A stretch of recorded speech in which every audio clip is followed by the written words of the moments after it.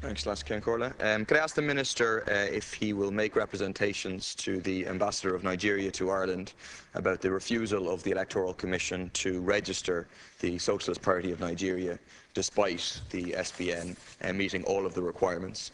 Would he agree that that refusal indicates a worrying lack of regard for democratic rights and the ability of people to organise politically? Thank you, Minister. Number 9. Thank you, Las Corla.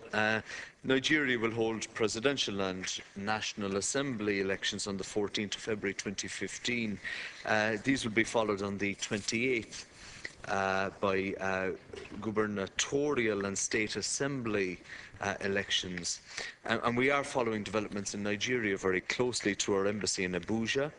I understand that political associations in Nigeria are constitutionally prohibited from functioning as political parties unless they are registered with the Independent National Electoral Commission. There are strict criteria for registration laid down in a guidelines document issued by the Chairman of the Commission in March of last year. I am aware of the decision of the Independent Commission to reject an application from the Socialist Party of Nigeria for registration as a political party. This matter is now the subject of proceedings in the Nigerian Federal High Court in Abuja. In the circumstances, it would be inappropriate for me to comment on the specific case. However, as a general point of principle, I have no hesitation in calling for the forthcoming elections in Nigeria to be as inclusive as possible. And it is important that they are conducted peacefully, transparently and credibly. And the challenge, but also the importance of this is underlined by the deteriorating security situation in the northeast of the country and the violence being perpetrated by the terrorist group Boko Haram.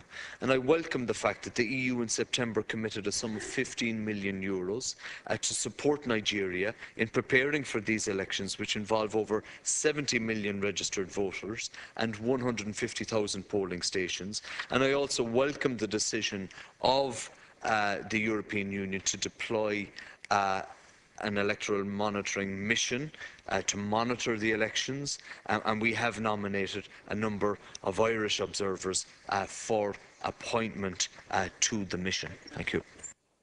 Thank you, and thanks for the reply. I think that in and of themselves, the very high requirements of the INEC for registration of a political party represent a barrier to freedom of political association. You have a demand for a so-called administrative fee, which is non-returnable of €1 million. You have a demand that you have members in at least 24 states, plus Abuja. So very, very high requirements, and they've been met by the Socialist Party of Nigeria, but nonetheless the registration has not been allowed. And I think it is illustrative, the fact that the registration was not even formally speaking rejected, because the deadline for rejection of the initial application had passed, and instead the reply simply said that the registration is terminated.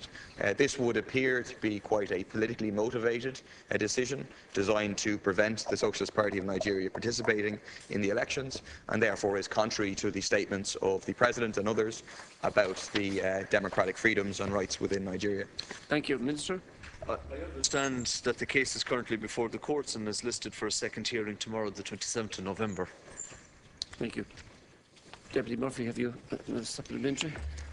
Yes, I agree that the case is before the courts. I think it would be correct, nonetheless, to make representations to the ambassador without, of course, interfering with an independent court process.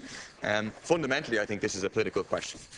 You've a very rich country in terms of resources, the fourth highest in terms of income from crude oil, massive wealth held by an elite, a story recently suggesting that the president has personal wealth of $100 million, the sixth richest leader in Africa, massive wealth made by multinational corporations, in particular oil companies, Shell making profits from Nigeria alone of $8 billion, obviously being implicated in human rights abuses like the hanging of Ken Saro-Wiwa and 8 other Ogoni activists.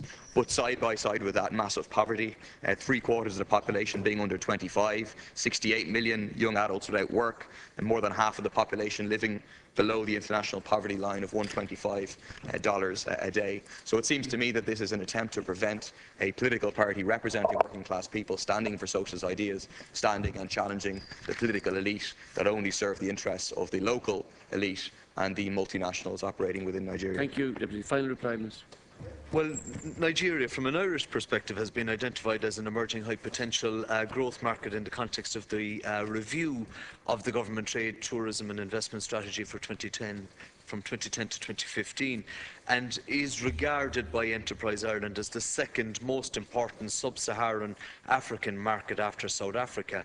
Nigeria is Ireland's largest goods trading partner and largest export market in sub-Saharan Africa, and last year total merchandise trade was worth over €500 million, and significant amounts of Ireland's exports to Nigeria come from Irish indigenous companies. That's Irish jobs and Irish enterprises. And last year, Ireland sent our first trade mission to Nigeria, which focused on financial services and education, again supporting Irish jobs and Irish workers. Some 70 EI client companies are currently engaged in business with Nigeria. Thank you. Deputy.